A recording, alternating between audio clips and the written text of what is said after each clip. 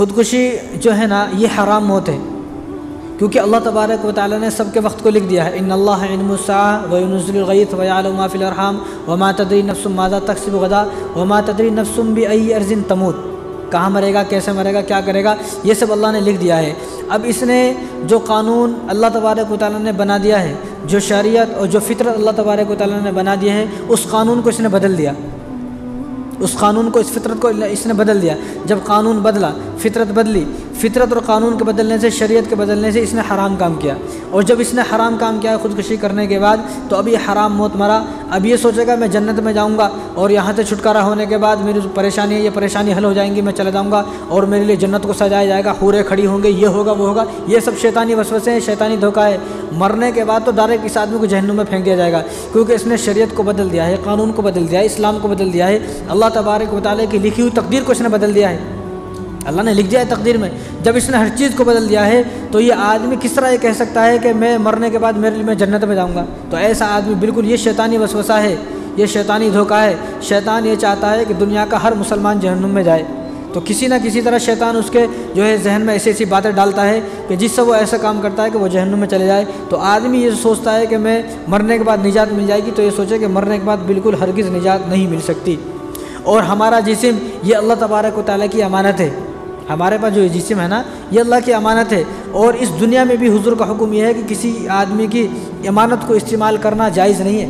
कोई आदमी अगर मेरे पास कोई पैसे या कोई चीज़ रखा है, आप ये रख लो, सुबह में मैं शाम को आके ले लेता हूँ, तो मुझे इजाज़त नहीं है मैं उसकी चीज़ को इस्तेमाल करूँ या उसकी चीज़ को खोल कर देखूँ, उसकी चीज़ को। इस्लाम में इस्तेमाल के चीज़ों का इस्तेमाल जायज़ नहीं है। जब इस्लाम के अंदर चीज़ों का इस्तेमाल जायज़ नहीं है, तो इस्लाम अपने बदन, जो अपना जिस्म है, अपनी जान है, ये अल्लाह तबारक व तआला की अमानत है। तो इसको मारना, ख़ुदकुशी करना अल्लाह तबारक व तआला किस तरह इजाज़त दे देंगे? ये मेरी अमानत है।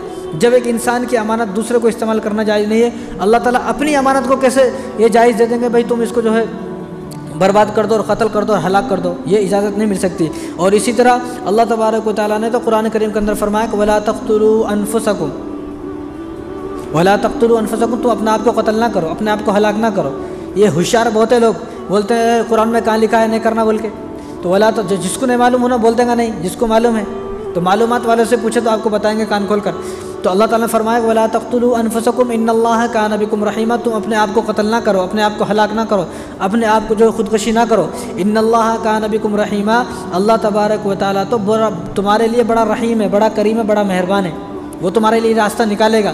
जब अल्लाह तबारक व तआला से दुआ करोगे तो अल्लाह तो हर इस दुनिया में हर चीज़ का हल है, कोई ऐसी चीज़ नहीं जिसका हल ना हो।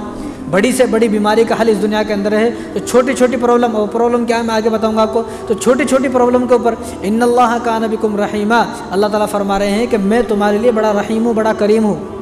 अब बता दिया।